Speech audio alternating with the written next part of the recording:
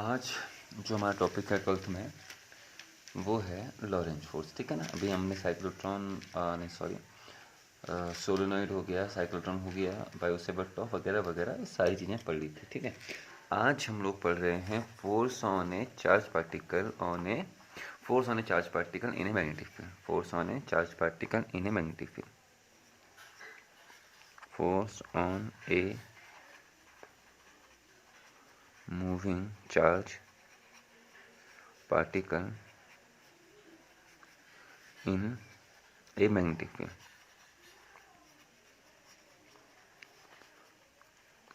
ठीक है, जिसको हम लोग लॉरेंज फोर्स भी कहते हैं। क्या कहते हैं? Lorentz force. Lorentz force. ठीक है, तो लॉरेंज फोर्स आज का हमारा टॉपिक है बेसिकली। ठीक है ना। तो लॉरेंज फोर्स बाद में है, पहले हम लोग पढ़ते हैं लॉरेंज मैग्नेटिक फोर्स।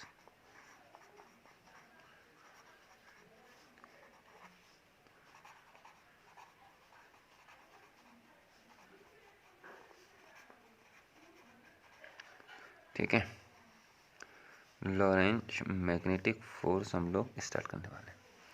ठीक है, देखिए इलेक्ट्रिक फोर्स लगता है चार्ज पार्टिकल पे, वैसे चार्ज पार्टिकल पे मैग्नेटिक फोर्स भी लगता है। पहली बात, अगर चार्ज पार्टिकल रेस्ट में तो charge particle is in rest, so it is produced only electric field. Electric field जो चार्ज पार्टिकल का होता है वो उसका कैरेक्टरिस्टिक प्रॉपर्टी है, मतलब वो उससे कभी भी नहीं छूटना है, चाहे वो चार्ज पार्टिकल रेस्ट में हो या वो मोशन में हो। मतलब चार्ज पार्टिकल रेस्ट में होगा तो भी इलेक्ट्रिक फील्ड प्रोड्यूस करेगा, चार्ज पार्टिकल मोशन में होगा तो भी वो इलेक्ट्रिक फील्ड प्रोड्यूस करेगा। इलेक्ट्रिक फील्ड उससे कभी नहीं छूटना है। लेकिन अगर चार्ज पार्टिकल मोशन में है तभी मैग्नेटिक फील्ड प्रोड्यूस करेगा। मैं सीधे सीधे बोलूँ, अगर चार्ज पार्टिकल मोशन में है तो ही मैग्नेटिक फील्ड प्रोड्यूस करेगा, रेस्ट में है तो मैग्नेटिक फील्ड प्रोड्यूस नहीं करेगा। अब मोशन भी हमारे दो टाइप के होते हैं, एक एक्सेलरेटेड मोशन होता है और एक यूनिफॉर्म मोशन होता है। तो अगर चार्ज पार्टिकल यूनिफॉर्म मोशन में है तो वो मैग्नेटिक फील्ड प्रोड्यूस करेगा। अगर चार्ज पार्टिकल एक्सेलरेटेड मोशन में है तो भी वो मैग्नेटिक फील्ड प्रोड्यूस करेगा, लेकिन उस केस में उसका मैग्नेटिक फील्ड और इलेक्ट्रिक फील्ड आपस में एक दूसरे की हेल्प करके एक दूसरे पर सुपरपोज होकर एक वेव बनाते हैं, जिस वेव को हम लोग इलेक्ट्रोमैग्नेटिक वेव कहते हैं। ठीक है। अब चार्ज पार्टिकल एक बार फिर रिपीट करते हैं। If the charge particle is in rest so produce only A electric field. If the charge particle in uniform motion so produce magnetic field also. लेकिन ये इलेक्ट्रिक फील्ड मैग्नेटिक फील्ड आपस में interconnect नहीं होंगे। कब? जब चार्ज पार्टिकल यूनिफॉर्म मोशन में होगा। और अगर चार्ज पार्टिकल एक्सीलरेटेड मोशन में होगा तो मैग्नेटिक फील्ड जो होगा अभी जो प्रोड्यूस होगा वो इलेक्ट्रिक फील्ड के साथ सुपरइम्पोज होके ये दोनों एक दूसरे की हेल्प करेंगे। आगे जाके पढ़ेंगे इसको, जिससे हमारा इलेक्ट्रोमैग्नेटिक वेव बनता है। तो क्या सीखा? तो if the charge particle is in motion so it produce an magnetic field. तो अगर चार्ज पार्टिकल मोशन में है तो वो मैग्नेटिक फील्ड प्रोड्यूस करेगा। तो अगर ये चार्ज पार्टिकल मोशन में है और ये मोशन जो है किसी एक्सटर्नल मैग्नेटिक फील्ड में, मतलब पहले से हमको एक मैग्नेटिक फील्ड दिया है और उस मैग्नेटिक फील्ड में कोई चार्ज पार्टिकल मोशन कर रहा है, तो चार्ज पार्टिकल जब मोशन करेगा तो खुद का मैग्नेटिक फील्ड बनाएगा, और वो एक्सटर्नल मैग्नेटिक फील्ड में है तो उन दोनों मैग्नेटिक फील्ड आपस में इंटरेक्ट करके उस चार्ज पार्टिकल पर कुछ फोर्स का फीलिंग होता है, फोर्स उस पर लगता है। वही चीज़ किसने बताई हमको? लॉरेंज ने। तो Lorentz magnetic force that is charge of Q coulomb moving in a magnetic field, तो उस पर एक फोर्स काम करेगा। किन किन कंडीशंस में फोर्स काम करेगा, फोर्स का वैल्यू कैसे निकलेगा, फोर्स का डायरेक्शन क्या निकलेगा, वही आज हम सब ने इस टॉपिक में सीखना है। तो वही आप हम लोग स्टार्ट करते, देखिए हम स्टार्ट करते हैं। देखिए पहला, इसके भी दो केस हैं। When the charge particle enter in magnetic field at an angle 90, when the charge particle enter eight an angle theta. और तीसरा पहले वाला जो भी है करेंगे। पहला case, when the charge particle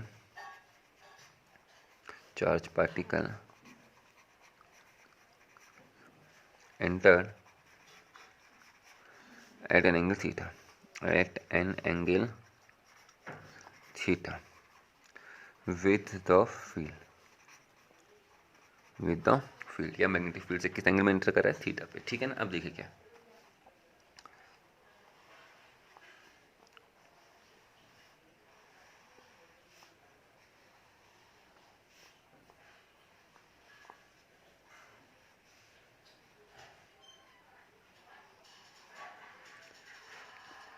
ये हमारा क्या समझे, खुला हुआ लैपटॉप टाइप, दो परपेंडिकुलर प्लेन इस तरीके से ना, एक प्लेन हॉरिजॉन्टल, एक प्लेन वर्टिकल, ठीक है, दो प्लेन है म्यूचुअली परपेंडिकुलर प्लेन, ठीक है। अब मैं किसी का एक्सप्लेन इस तरीके से, एक प्लेन ये है ऐसा कुछ,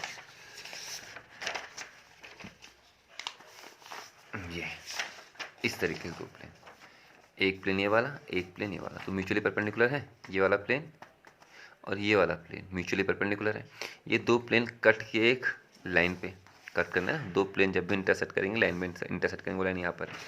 तो जो लाइन है, ये जो लाइन आ रहा है यहाँ पे, जो लाइन यहाँ पे आया, ये इस प्लेन पर भी है और ये जो लाइन है वो इस प्लेन पर भी है। तो अगर हम समझना, ठीक है। अब क्या है कि यहाँ पे हम लोग एक चार्ज पार्टिकल लेते हैं, प्लस लिया मैंने क्यू कूलम का, इस डायरेक्शन को मैं मैग्नेटिक फील्ड बी मान लेता हूँ। क्या मान लिया मैंने इसको? मैग्नेटिक फील्ड बी, ये मैग्नेटिक फील्ड डायरेक्शन है, ठीक है ना, समझा की बात। एंड चार्ज पार्टिकल एंटर, ऐसे ये आया और चार्ज पार्टिकल आ रहा है, उसका मैग्नेटिक फील्ड के साथ जो एंगल है वो ये है, और जो एंगल है वो कितना है, 90 डिग्री। तो charge particle enter perpendicular to the direction of magnetic field, ठीक है। अब यहाँ पे लॉरेंज नाम के साइंटिस्ट थे जिन्होंने इस फोर्स के बारे में बताया। तो ये रूल, पहली बात तो लॉरेंज ने जो किया वो एक्सपेरिमेंटल है, एक्सपेरिमेंटल रूल है। तो लॉरेंज ने क्या एक्सपेरिमेंट में क्या पाया कि when the charge particle enter perpendicular to the direction of magnetic field, theta equal to 90 पे एंटर करता है, तो उसमें एक फोर्स काम करता है एफ। जो फोर्स जो है, सिंपल सी बात है, वो उस चार्ज पार्टिकल के मैग्नीट्यूड के प्रोपोर्शनल होगा। दैट इज मैग्नीट्यूड अगर दुगना कर दिया तो फोर्स भी दुगना हो गया। दूसरा, the force is proportional to the velocity, velocity के भी क्या होगा एग्जैक्टली परपेंडिकुलर, लेकिन जो वेलोसिटी है वो मैग्नेटिक फील्ड के परपेंडिकुलर है, ये बात याद रखना बेटा, velocity is perpendicular to the direction of magnetic field. और तीसरा जो कॉन्सेप्ट आया, तो कॉमन सेंस के ए प्रोपोर्शनल टू बी, तो A proportional to Q, A proportional to V और ए प्रोपोर्शनल टू बी, तीन के साथ है। तो ये लॉरेंज ने एक्सपेरिमेंटली ऑब्जर्व किया और ये पाया जो फोर्स काम कर रहा है वो फोर्स वेलोसिटी और मैग्नेटिक फील्ड दोनों के परपेंडिकुलर है। This force is perpendicular magnetic field as well as velocity, velocity और मैग्नेटिक फील्ड दोनों के परपेंडिकुलर है, ठीक है। ये एक्सपेरिमेंटली पता लगा। फ्रॉम 1 2 and 3, फ्रॉम 1 2 and 3, तो 1 2 and 3 से अगर हम लोग बात करेंगे, इन दोनों को मिक्सअप करें, तो F proportional to Q V B. अब प्रोपोर्शनैलिटी का साइन हटाया और प्रोपोर्शनैलिटी का साइन हटाने के बाद हमने इक्वल टू का साइन लगाया, तो एफ इक्वल टू आया के क्यू वी बी, ठीक है। तो F equal to Q V B K, भाई प्रोपोर्शनैलिटी का साइन को इक्वल टू के साइन में कन्वर्ट किया, तो K is proportionality constant, K is a dimensional less proportionality constant. K क्या है? डायमेंशनल लेस प्रोपोर्शनैलिटी कांस्टेंट, इसका खुद का कोई भी डायमेंशन नहीं है, ठीक है। And it's value depends on taken system of unit. Taken system of unit मतलब MKS, CGS, SI, FPS क्या लिया है? इन MKS that is when F is taken as Newton, Q is taken in Coulomb, V is taken in meter per second, B is taken in Tesla, then the value of K is equals to 1। समझ रहे हैं? K is a proportionality constant, K is a dimensional less proportionality constant। पहले तो बात याद रखिए, इससे कोई डायमेंशन नहीं है। K is a dimensional less proportionality constant and its value is depends on the taken system of unit। In SI system the value of this constant is 1, तो F equal to K equal to 1 हो गया। Then F is equals to QVB, तो हमारी books में केवल QVB लिखा हुआ, ध्यान दीजिएगा, QVB या QVB sin थीटा, तो उसमें के था, हाँ। तो this formula is applicable only in SI system of unit, means अगर Q सेट कूलम में है, V आपका सेंटीमीटर पर सेकंड में है, B आपका गॉस में है, F आपका डायन में है, तो ये फॉर्मूला लगेगा, वहाँ पर के का कुछ अलग ही वैल्यू आएगा। तो वैल्यू ऑफ के इज 1 इन SI system of unit. K is a proportionality constant and its value depends on taken K is a proportionality dimensional less constant and its values depends on taken system of unit। in SI system of unit its value is 1। तो F equal to कितना आ गया भाई? QVB। अब खास बात क्या है कि जो F था, देखिए इसमें V क्या है? वेलोसिटी, वेलोसिटी क्या होता है? वेक्टर। B क्या है? मैग्नेटिक फील्ड, मैग्नेटिक फील्ड भी क्या है? वेक्टर। फोर्स क्या है? वेक्टर। इसके क्यू को तो छोड़ दीजिए, तो दो वेक्टर हैं और तीसरा वेक्टर आया, और जो एक्सपेरिमेंटली पाया गया जो तीसरा वेक्टर है वो उन दोनों वेक्टर के प्रोडक्ट के बराबर है, और उसकी जो डायरेक्शन है वो उन दोनों के कंटेनिंग प्लेन के परपेंडिकुलर है। भाई ये जो बी और वी हैं, ये बी और वी इस प्लेन पर है ना, जो नीचे वाला प्लेन है एफ इस प्लेन में आ रहा है, और जो ये वाला प्लेन है वो इस प्लेन के क्या है? परपेंडिकुलर। तो बी यहाँ को है, ये आपका बी था, दिख रहा है ना, ये आपका बी है, ये आपका वी था, इस तरीके से म्यूचुअली परपेंडिकुलर। और जो देखिए इसको यहीं पे कर लेते हैं, ये बी है, ये वी है, दिख रहा है, ये बी है वी, और एफ कहाँ को आया है? ऊपर को। तो जो एफ है वो इसके और इसके क्या बिल्कुल परपेंडिकुलर है। ये वेक्टर और तीसरा वेक्टर है वो उन दो वेक्टर के वो दो वेक्टर का परपेंडिकुलर, दैट इज इसको हम लोग क्रॉस में लिख सकते हैं ना। तो क्रॉस में लिखेंगे तो F is equals to Q V cross B, हम इसको वेक्टर फॉर्म में भी लिख सकते हैं। ठीक है, तो ये क्या भाई आपका एफ है। एफ है मतलब लॉरेंज मैग्नेटिक फोर्स, केवल लॉरेंज, अभी लॉरेंज फोर्स नहीं है बेटा, लॉरेंज मैग्नेटिक फोर्स है। तो एफ इक्वल टू कितना? Q V cross B. अब एक बात नोटिस करते हैं, जो एफ है वो वेलोसिटी के हमेशा परपेंडिकुलर है, क्योंकि जो मैग्नेटिक फोर्स है it is always along V cross B. जो मैग्नेटिक फोर्स होगा वो हमेशा वी क्रॉस बी के अलोंग होगा। अब मैग्नेटिक फोर्स अगर हमेशा वी क्रॉस बी के अलोंग है तो मतलब v और b के परपेंडिकुलर है, क्योंकि v क्रॉस b v और b के परपेंडिकुलर होगा। तो f v के भी परपेंडिकुलर है, f b के भी परपेंडिकुलर है, that is magnetic force is always perpendicular to the direction of velocity, always perpendicular to the direction of velocity, and it is possible only in the case of centripetal force. But whenever a body revolving in a circular track, then a force acting on the body, and the direction of this force is always acting toward the center of the track, and this force is perpendicular to velocity. velocity के perpendicular भी तो होता है, तो जब भी force velocity के हमेशा perpendicular होगा तो उस फोर्स को हम लोग कौन सा फोर्स कह रहे हैं? Centripetal force. क्यों? अगर फोर्स वेलोसिटी के परपेंडिकुलर है, वेलोसिटी कहाँ होती है? डिस्प्लेसमेंट के अलोंग। अगर फोर्स वेलोसिटी के परपेंडिकुलर है तो फोर्स डिस्प्लेसमेंट के भी परपेंडिकुलर होगा। अगर आपका वेलोसिटी ईस्ट को है तो डेफिनेटली आपका डिस्प्लेसमेंट भी ईस्ट को होगा। तो अगर फोर्स वेलोसिटी के परपेंडिकुलर है तो फोर्स डिस्प्लेसमेंट के भी परपेंडिकुलर होगा। क्लियर हो गया? तुमने कहा ठीक है, इट इज क्लियर। अगर फोर्स डिस्प्लेसमेंट के परपेंडिकुलर है तो W is equals to F dot S जी। अगर W equal to F dot S कहने का मतलब अगर फोर्स डिस्प्लेसमेंट के परपेंडिकुलर है तो वर्गन कितना हो जाएगा? जीरो, क्योंकि W इक्वल टू क्या होता है? F S cos theta. अगर एफ और एस के बीच का एंगल 90 है तो वर्गन जीरो। देखिए इस फोर्स से कोई वर्गन नहीं होना भाई। अब इस फोर्स से कोई भी वर्गन नहीं होना है तो एक थ्योरम और था 11th में, delta W is equals to delta K, या W equal delta K, that is work done equal to change in kinetic energy. अगर वर्कडन ही नहीं हुआ तो काइनेटिक एनर्जी में चेंज भी जीरो होगा। काइनेटिक एनर्जी में चेंज जीरो होगा मतलब आपकी स्पीड चेंज नहीं होगी। दैट इज इस फोर्स से आपकी स्पीड में कोई फर्क नहीं पड़ना है। तो इससे क्या फोर्स वापिस था? अगर फोर्स से स्पीड में कोई फर्क नहीं पड़ रहा तो फोर्स लगा क्यों? तो इस फोर्स के कारण केवल और केवल वेलोसिटी की डायरेक्शन चेंज होगी। वेलोसिटी के पास दो चीज़ें होती हैं, मैग्नीट्यूड भी होता है और डायरेक्शन भी होती है। मैग्नीट्यूड भी है, डायरेक्शन भी है, लेकिन यहाँ से कंफर्म हो गया कि फोर्स वेलोसिटी के परपेंडिकुलर है, मतलब डिस्प्लेसमेंट के परपेंडिकुलर है, मतलब उस फोर्स से जो वर्कडन होगा वो जीरो होगा। वर्कडन जीरो होगा तो काइनेटिक एनर्जी में कोई चेंज नहीं आएगा। काइनेटिक एनर्जी में कोई चेंज नहीं आया मतलब आपका स्पीड क्या बना रहा? कांस्टेंट बना रहा। मतलब जो वेलोसिटी है उस वेलोसिटी की केवल डायरेक्शन चेंज होगा, मैग्नीट्यूड में कोई चेंज नहीं होगा। Kinetic energy remains conserve due to magnetic force. समझ रहे हैं?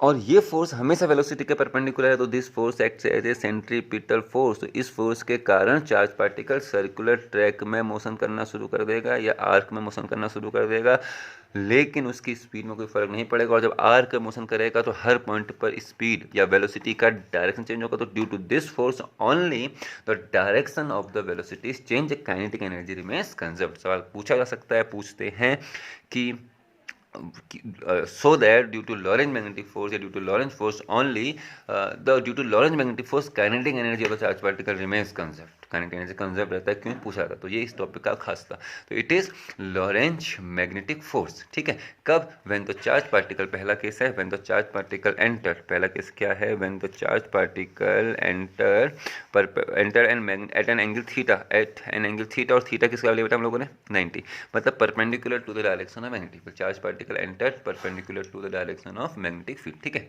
दूसरा case when the charge particle enter eight an angle theta, when the charge particle enter eight an angle theta. इसके लिए पहले मैं दो म्यूचुअली परपेंडिकुलर प्लेन बना लेता हूँ।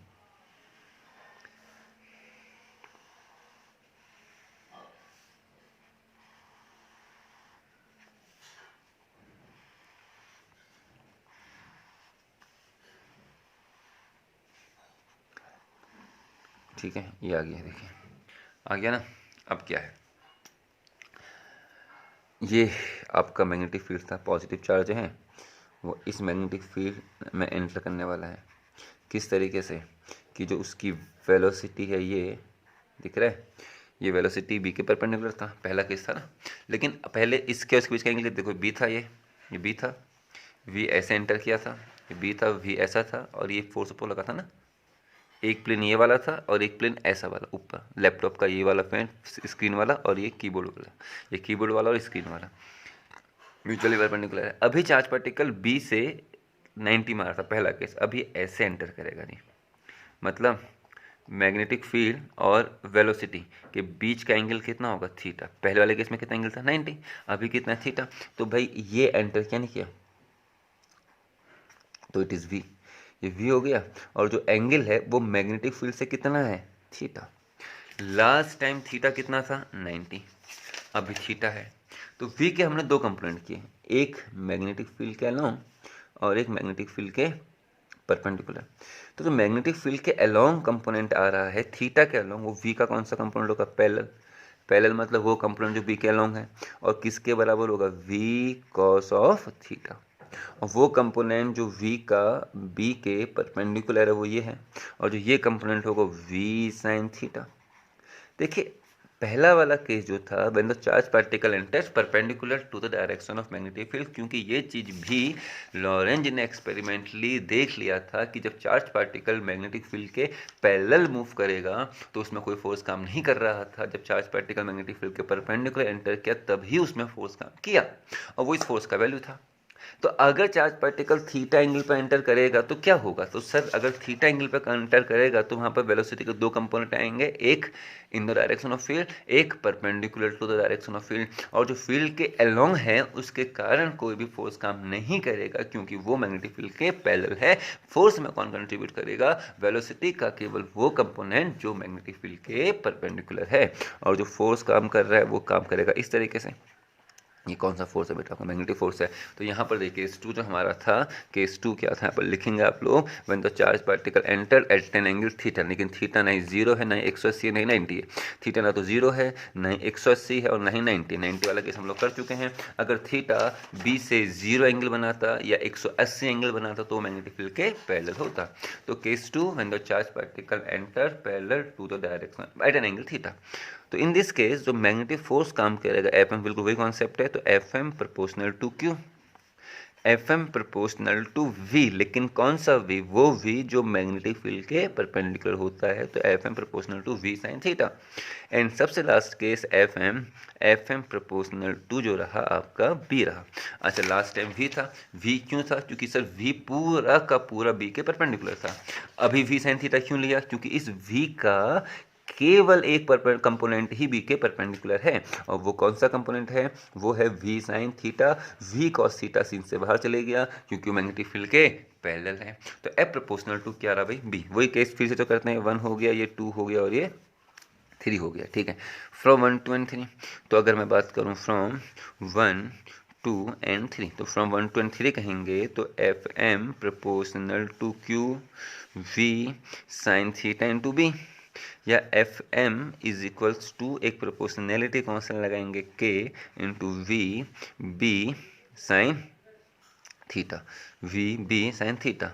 What is K, sir K is a proportionality constant where k is a dimensional less proportionality constant and its value depends on taken system of unit. In SI system, when f is taken in Newton, q is taken in Coulomb, v is taken in meter per second, b is taken in Tesla, then the value of k is 1। तो उस समय k का value कितना हो जाएगा बेटा आपका 1। तो k का वैल्यू 1 कहाँ पर होगा, k का वैल्यू जो 1 होगा कहाँ होगा, in SI system, the value of K is 1। तो एफ एम कितना आ गया भाई, तो F M is equals to आ गया Q V B sine theta, ठीक है। तो F M is equals to कितना आ गया क्यू, और अंदर कितना बचा बेटा आपका, वेक्टर फॉर्म में लिखेंगे तो वी क्रॉस बी। तो जो फोर्स का डायरेक्शन है वो वी क्रॉस बी के अलोंग है, वी क्रॉस बी के अलोंग है। अच्छा V cross B, V B sine theta, पहले वाले के थीटा कितना था 90 था, साइन 91 हो गया, बात तो वही रही। अगर इस फॉर्मूले में थीटा जीरो होगा, अरे कॉमन से लगा थीटा जीरो कब होगा, जब बी के पैरेलल होगा, और जब बी के पैरेलल होगा तो कोई भी कंपोनेंट बी के परपेंडिकुलर नहीं आएगा। अगर थीटा जीरो 180 होगा तो ये जीरो होगा, तो एफ एम भी आपका जीरो हो गया। ये फोर्स हमेशा वी क्रॉस बी के अलॉन्ग है, और वी क्रॉस बी जो होगा वो वी और बी दोनों के ही परपेंडिकुलर होगा, वी के भी परपेंडिकुलर होगा और बी के भी परपेंडिकुलर होगा। That is direction of force is always perpendicular to velocity and as well as perpendicular to magnetic field. ठीक है, अगर फोर्स वेलोसिटी, मैं दोबारा रिपीट करता हूँ, अगर फोर्स वेलोसिटी के परपेंडिकुलर है तो फोर्स डिस्प्लेसमेंट, अच्छा आपका वेलोसिटी ईस्ट को है तो आपका डिस्प्लेसमेंट भी ईस्ट को होगा। अगर फोर्स वेलोसिटी के परपेंडिकुलर है तो फोर्स आपका जो होगा सॉरी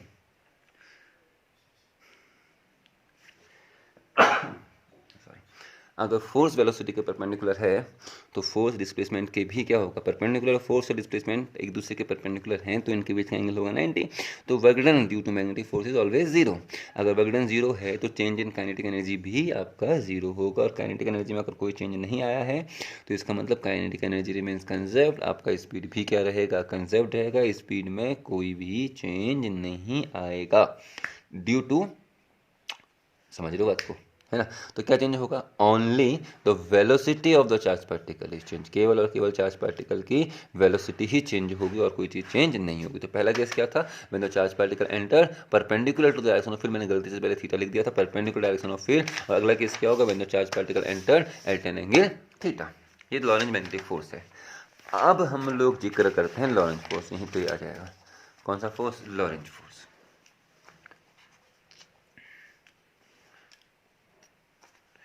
LORENT जेड है फोर, ठीक है, लॉरेंज फोर्स। तो सर अभी तक क्या है, देखिए भाई मैक्सिमम बुक्स में लॉरेंज फोर्स को यही लिखा हुआ है जो हमने पढ़ा, लॉरेंज फोर्स लिखा। हाँ लॉरेंज फोर्स है, लॉरेंज ने दिया था, लेकिन ये केवल लॉरेंज मैग्नेटिक फोर्स है। लॉरेंज फोर्स अब हम पढ़ लें।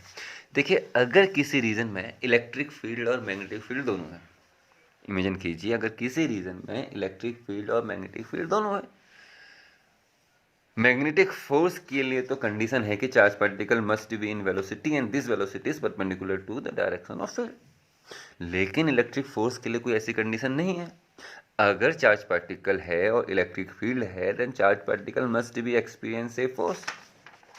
तो अगर इलेक्ट्रिक फील्ड है तो चार्ज पार्टिकल मोशन में फोर्स लगेगा, और अगर इलेक्ट्रिक फील्ड के कारण फोर्स लगेगा तो डेफिनेटली चार्ज पार्टिकल मोशन में आएगा। और जैसे चार्ज पार्टिकल मोशन में आए तो उसमें मैग्नेटिक फोर्स भी काम करेगा, क्योंकि मैंने आपसे एक ऐसा रीजन एज्यूम करने के लिए कहा है जहाँ पे इलेक्ट्रिक फील्ड और मैग्नेटिक फील्ड दोनों ही एग्जिस्ट कर रहे हैं। इलेक्ट्रिक फील्ड भी एग्जिस्ट कर रहा है और मैग्नेटिक फील्ड भी एग्जिस्ट कर रहा है। तो ऐसे रीजन को हम लोगों ने क्या कहा, एक रीजन बना मतलब, ठीक है। और उस रीजन में अगर चार्ज पार्टिकल एंटर करता है तो उस पर फोर्स काम करेगा, डेफिनेटली यस उसमें बिल्कुल फोर्स काम करेगा, और जो फोर्स काम करेगा वो इलेक्ट्रिक फोर्स भी काम करेगा और मैग्नेटिक फोर्स भी काम करेगा। तो इलेक्ट्रिक फोर्स और मैग्नेटिक फोर्स का जो वेक्टर सम होगा, this vector sum is called Lorentz force. अब इसको आप एनसीईआरटी से देख के लिख लीजिएगा भाई, है ना। तो एफ आपका Lorentz force and F is equals to F E means electric force plus Fm. Fm means magnetic force, and charge particle experience both the force, electric force and magnetic force, and the vector sum of these two forces is called Lorentz force. ये Lorentz force है। It is, ये जो हमने पढ़ा ये क्या है, ये केवल और केवल लॉरेंज मैग्नेटिक फोर्स है, और ये क्या है, ये जो है ये अपना लॉरेंज फोर्स है। क्लियर होगी बात। If we assume a region, हम एक ऐसा रीजन कंसिडर करें, if we consider region where electric field और magnetic field are both exist, लेकिन ये याद रखना कि मैग्नेटिक फील्ड और इलेक्ट्रिक फील्ड दोनों एक दूसरे के पैरेलल ना हो, वरना गड़बड़ हो जाएगा। क्यों, electric field magnetic field parallel हो गया और चार्ज पार्टिकल को अपने रेस्ट में छोड़ा। अगर चार्ज पार्टिकल अपने रेस्ट में छोड़ा तो चार्ज पार्टिकल में इलेक्ट्रिक फोर्स के कारण, इलेक्ट्रिक फील्ड के कारण इलेक्ट्रिक फोर्स काम करेगा, और चार्ज पार्टिकल में इलेक्ट्रिक फील्ड के कारण जो इलेक्ट्रिक फोर्स काम करेगा वो इलेक्ट्रिक फील्ड के अलोंग होगा। अब आपने अगर मैग्नेटिक फील्ड भी इलेक्ट्रिक फील्ड के अलोंग लिया तो जो फोर्स काम कर रहा है वो इलेक्ट्रिक फोर्स जो काम कर रहा है वो मैग्नेटिक फील्ड के अलोंग आ गया, तो वेलोसिटी का डायरेक्शन बी से हो गया जीरो, तो उस केस में कोई मैग्नेटिक फोर्स काम नहीं करेगा। तो ये बात याद रखना कि if any region where electric field and magnetic field both are exist but both are not parallel to each other, उसके अलावा किसी भी एंगल में हो चलेगा, बस इलेक्ट्रिक फील्ड और मैग्नेटिक फील्ड दोनों एक दूसरे के पैरेलल ना हो। तो So if any reason where electric field and magnetic field both are exist and both the field are not parallel to each other, then in this case the charged particle experience electric field as well, electric force as well as magnetic force both, and the vector sum of these two forces is called Lorentz force. Let the electric field is E, तो charge कितना force experience करेगा Q, and अब इस Q का velocity में आएगा तो मान लो वेलोसिटी v है, तो फोर्स काम कितना करेगा v क्रॉस b, ठीक है ना। अब याद रखिए, और ये कौन होगा बेटा आपका f, तो अगर f लेंगे तो f में से अगर आपने q कॉमन ले लिया तो यहाँ पर बचा आपका e plus v cross B, तो इट इज लॉरेंज फोर्स। ये कौन सा फोर्स है भाई आपका लॉरेंज, समझ बात। तो पहला क्या था लॉरेंज मैग्नेटिक फोर्स, और दूसरा क्या भाई लॉरेंज। तो इसी को आगे बढ़ाते हैं, इसी में अब हमारा जो अगला टॉपिक आता है वो आता है वेलोसिटी सिलेक्टर, उसके बाद motion of A charge particle in magnetic field, फिर हमारा आता है साइक्लोट्रॉन, उसके बाद हमारा ये टॉपिक फिर खत्म, फिर हम लोग चले जाएंगे इतना, ठीक है ना। बात याद रखिए, मतलब ये इसको हम खत्म करेंगे अभी यूनिट को जल्दी जल्दी। ये क्लियर हो गया, ये आ गया, आगे नहीं आया तो फिर आप डिस्कस कर सकते, दोबारा पूछ सकते, फ़ोन करके हम इस टॉपिक को दोबारा बता देंगे। तो अब है वेलोसिटी सिलेक्टर। वेलोसिटी सिलेक्टर ये टिपिकल टॉपिक है, एकदम बच्चे समझ नहीं पाते हैं वेलोसिटी सिलेक्टर क्या है, कंसेप्चुअल बनता है भाई इससे।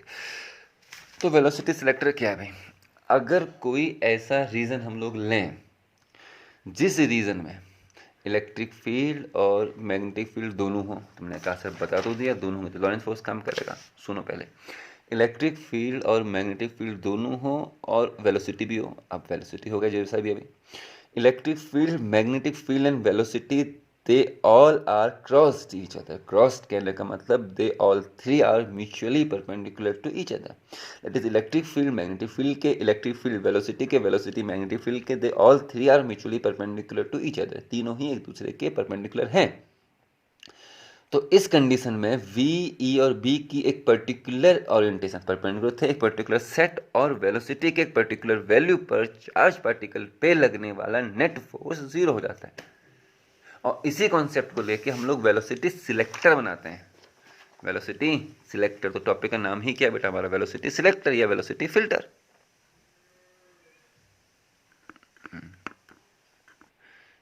ये देखिए भी यहाँ पर आपको मिल जाएगा, मैं NCERT ढूंढना था, इलेक्ट्रिसिटी चार्ज मैग्नेटिज्म, ये मिल गया ना।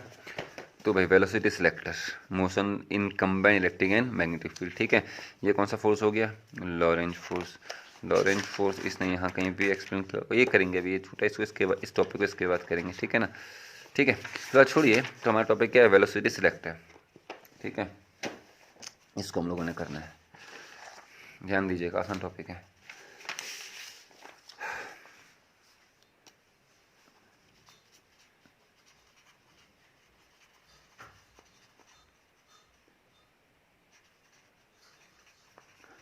वेलोसिटी सिलेक्टर, ठीक है। अब देखिए क्या है, पहले तो बात हम लोग आपको समझाएं, VEB, VEB, EBV, BEV हो गया क्या भाई, VEB एंटी क्लॉकवाइज सेंस में, VEB, BEV। अब पहले समझ लीजिए क्या, ये है हमारा एक्स एक्सिस, ठीक है, ये है हाँ जेड एक्सिस, वाई ऊपर आएगा। एंटी क्लॉक बताया था ना आपको कि कार्टेशियन सिस्टम कुछ नहीं, मुठा कुछ भी करना ऐसा नहीं होता कि एक्स वाई जेड ही होगा एंटी क्लॉक वाइज। अगर इसको वाई कहोगे तो फिर ये, इसको एक्स कहोगे तो फिर ये वाई होगा, जेड होगा, ठीक है। इसको वाई कहोगे तो ये जेड होगा, एक्स होगा, साइकिल चलता है ना एंटी क्लॉक वाइज, ऐसे नहीं आता है किताब में कुछ किया हुआ है। तो ये चार्ज पार्टिकल है प्लस क्यू कलम का, मैंने सीक्वेंस क्या बोला, VEB, VEB, VEB, VEB हो गया सिलेक्टर, खत्म। फिर सुनना, VEB, VEB, VEB, VEB, cycle चल रहा है ना। अगर ये V है ये E ये B, और अगर ये V है तो ये E B, anti clockwise sense में। देखिए अब क्या कहे, मस्त अब समझे आप लोग, ये एंटर किया V वेलोसिटी से यहाँ को, तुमने कहा ठीक है सर, आपने उसके बाद E कहा था, तो ये जो डायरेक्शन है, ये जो एक्सिस है, this axis represent electric field and this axis represent magnetic field B, VEB, ये VEB, ठीक है ना। तो ये इलेक्ट्रिक फील्ड को रिप्रेजेंट कर रहा है, ये इलेक्ट्रिक फील्ड को रिप्रेजेंट कर रहा है, ठीक है, ये मैग्नेटिक फील्ड को रिप्रेजेंट कर रहा है और ये रिप्रेजेंट कर रहा है वेलोसिटी को, वी ई बी। अच्छा, अगर ये वी होता तो ये ई होता, ये भी होता, ये वी होता तो ये ई होता और ये भी होता। क्या होगा? ऐसा करने से क्या होता है कि इलेक्ट्रिक फोर्स और मैग्नेटिक फोर्स का डायरेक्शन एक दूसरे के एग्जैक्टली अपोजिट होगा। फिर सुनो, इस पर्टिकुलर ओरिएंटेशन में पॉजिटिव चार्ज के लिए इलेक्ट्रिक फोर्स और मैग्नेटिक फोर्स का डायरेक्शन एक दूसरे के एग्जैक्टली अपोजिट हो जाएगा। अगर फोर्सेस एक दूसरे के एग्जैक्टली अपोजिट हो गए तो वेलोसिटी की किसी वैल्यू पर नेट फोर्स जीरो होगा। तो वेलोसिटी की उस वैल्यू पर जिस पर नेट फोर्स जीरो है वो बिना डिफ्लेक्ट हुए सीधे निकलेंगे, और जिन पर की वेलोसिटी उससे ज़्यादा होगी वो आएंगे नीचे को, जिनकी वेलोसिटी कम होगी वो जाएंगे ऊपर को। मतलब एक पर्टिकुलर वेलोसिटी के चार्ज पार्टिकल को सिलेक्ट करके हम लोग भेज देंगे, तो ये क्या हो गया? Velocity selector. ठीक है ना? अभी देखिए क्या है, ई एफ ई कहाँ को लगेगा? But where is F E कहाँ को लगेगा? तो जो एफ ई है ये एफ ई होगा Q E, and it is directed along electric force. Electric field कहाँ को है? ऊपर को। तो भाई इलेक्ट्रिक फील्ड ऊपर को है तो इलेक्ट्रिक फोर्स भी अपना ऊपर को हो गया, और ये हो गया आपका एफ ई। ये क्या हो गया भाई हमारा? F E. एफ ई हो गया। इलेक्ट्रिक फील्ड अगर ऊपर को है तो इलेक्ट्रिक फोर्स भी ऊपर को होगा, ई के अलोंग होता है। और एफ एम क्या होता है सर? एफ एम होता है Q V cross B. V cross B. अब देखिए वी कहाँ को है? ये मतलब आई कैप। बी कहाँ को है? ये मतलब जेट कैप। आई कैप क्रॉस के कैप, डायरेक्शन ना। अब 11th में बहुत सिखाया था भाई आपको, मतलब बहुत ज़्यादा इसको, मतलब जैसा भी था मार डांट के समझाया था बहुत ज़्यादा। तो आई क्रॉस जे, जे क्रॉस के क्रॉस आई, याद है? आई क्रॉस जे के था, जे क्रॉस के आई था, के क्रॉस आई जे था। तो यहाँ पर आई क्रॉस के है, अगर उल्टा भागते थे आई क्रॉस के उल्टा गए तो माइनस जे नहीं आएगा। तो इसकी डायरेक्शन किसके अलॉन्ग आ रही है? माइनस जे। माइनस जे मतलब प्लस जे के अपोजिट, मतलब नेगेटिव वाई एक्सिस। नहीं आया समझ में? देखिए अपोजिट नहीं आ गए। कब? V E B. अगर इसको वी कहते, इसको ई कहते, इसको बी कहते तो भी वो सीक्वेंस होता। इसको ई कहते, इसको फिर बी कहते, इसको वी कहते, मतलब वी ई बी का एक साइक्लिक ऑर्डर आपका फॉलो होगा एंटी क्लॉकवाइज में। उस केस में इलेक्ट्रिक फील्ड आपको दिखाई देगा। इलेक्ट्रिक फील्ड आपको दिखाई देगा मतलब सिंपल सी बात देखिए क्या है, X axis, Y axis, Z axis. ठीक है ना? उसके बाद 1 2 3, एक और बना देते हैं भाई, तो 1 2 और 3, V B, V E B. तुमने कहा नहीं सर हमको पसंद नहीं आ रहा। हमने कहा वी ऊपर को लेंगे, तुमने कहा लो भाई ये वी लेंगे, तो अब ये ई लोगे और ये क्या लोगे? बी लोगे। तुमने कहा नहीं सर हमको वी यहाँ को, तुमने कहा वी यहाँ को चाहिए, वी ए ले लो, ई ए ले लो, बी ए ले लो, वी ई बी। नहीं है समझ? तो इलेक्ट्रिक फोर्स कहाँ काम करेगा? यहाँ को, तो मैग्नेटिक फोर्स अपोजिट। यहाँ इलेक्ट्रिक फोर्स कहाँ काम करेगा? यहाँ को, तो मैग्नेटिक फोर्स के अपोजिट। यहाँ इलेक्ट्रिक फोर्स कहाँ को काम करेगा? यहाँ को, तो मैग्नेटिक फोर्स के अपोजिट। किस सीक्वेंस में? वी ई बी के। लेकिन दोनों ही क्या रहेंगे? इलेक्ट्रिक फोर्स हमेशा इलेक्ट्रिक फील्ड के अलॉन्ग रहेगा, और इस सीक्वेंस में मैग्नेटिक फोर्स इलेक्ट्रिक फोर्स या इलेक्ट्रिक फील्ड के अपोजिट हो जाएगा। तो दोनों का डायरेक्शन एक्जैक्टली अपोजिट होगा। इन इक्विलिब्रियम अगर एफ ई जो है वो एफ एम के बराबर हो जाए तो डायरेक्शन तो सेम अपोजिट आ ही गया। अगर मैग्नीट्यूड भी क्या हो जाए? सेम हो जाए तो नेट फोर्स जीरो। तो एफ ई कितना था? Q E. एफ एम कितना था? Q V B sine theta, या Q V B sine theta. लो भाई साइन थीटा ले लो, हटाओ खुश रहो। थीटा किसके बीच आएंगे? वी और बी। वी और बी, वी एक्स है बी जेड है, तो एंगल 90 साइन 91, तो क्यू से क्यू निपट लिया, तो E is equals to V B हो गया। तो वी इज इक्वल्स टू अपना हो गया E upon B. That is velocity की इस पर्टिकुलर वैल्यू पर जो नेट फोर्स होगा वो होगा आपका जीरो। नेट फोर्स क्या हो जाएगा भाई? जीरो। अपोजिट है नहीं है? अगर वेलोसिटी इससे ज़्यादा है, देखो वेलोसिटी का टर्म कहाँ है? तो वेलोसिटी का टर्म दो फॉर्म लेते हैं ना बेटा, एक एफ ई हमारा है, एक एफ एम हमारा है। एफ ई जो है वो क्यू ई है, और एफ एम जो है वो क्यू वी बी है, साइन 91 होता है। तो वेलोसिटी का टर्म जो है वो मैग्नेटिक फोर्स में, तो वेलोसिटी बढ़ेगी मैग्नेटिक फोर्स बढ़ेगा, वेलोसिटी घटेगी मैग्नेटिक फोर्स घटेगा। इलेक्ट्रिक फील्ड फोर्स में कोई फर्क नहीं पड़ना है। वेलोसिटी का वैल्यू अगर ई अपॉन बी के बराबर है तो ये दोनों एग्जैक्टली इक्वल हैं, तो नेट फोर्स जीरो, तो पार्टिकल मूव विदाउट डेविएशन, चले गया। अगर वेलोसिटी का वैल्यू इससे कम है, कम है तो ये कम होगा, मतलब एफ का इफेक्ट ज़्यादा होगा। एफ का इफेक्ट ज़्यादा होगा तो in this case charge particle deviate along electric force. अगर वेलोसिटी का वैल्यू इससे ज़्यादा है then charge particle deviate from magnetic force. कहाँ को आ जाएंगे? नीचे को। मतलब क्या है कि अगर बहुत सारे चार्ज पार्टिकल हमारे पास आए अलग अलग वेलोसिटी के, तो उसमें से केवल वही चार्ज पार्टिकल जिनका वेलोसिटी ई अपन बी के बराबर है, और ई अपन बी हमने अपनी अकॉर्डिंग सेट किया होगा। भाई मुझको चाहिए 10 मीटर पर सेकंड के पार्टिकल केवल, तो भाई मैंने ई रखा 10 न्यूटन पर कूलम का और मैंने बी रखा 1 टेस्ला का, इस तरीके से कि वी ई बी एक दूसरे के बिल्कुल क्या रहे, परपेंडिकुलर हैं। तो उस केस में जो वी का वैल्यू होगा वो आ जाएगा 10 मीटर पर सेकंड। तो वो पार्टिकल जिनका वेलोसिटी 10 मीटर पर सेकंड है वो बिना डेविएट हुए सीधे निकल जाएंगे। जिनका वेलोसिटी 10 मीटर पर सेकंड से ज़्यादा है उन पर मैग्नेटिक फोर्स बढ़ जाएगा, वो नीचे को आ जाएंगे। जिनका वेलोसिटी 10 मीटर पर सेकंड से कम है वो इलेक्ट्रिक फोर्स के अलोंग चले जाएंगे, और यहाँ को केवल वही पार्टिकल जाएंगे जो हमको चाहिए। तो ये वो पार्टिकल है जिनका वेलोसिटी ई अपन बी के बराबर है, ये वो पार्टिकल जिनका वेलोसिटी ई अपन बी से छोटा है, और ये वो पार्टिकल हैं जिनका वेलोसिटी ई अपन बी से बड़ा है। समझ गए? तो यही चीज़ क्या भाई हमारी वेलोसिटी सिलेक्टर आ गया। सीक्वेंस क्या लगना? V B, V E B, V E B या वी ई बी।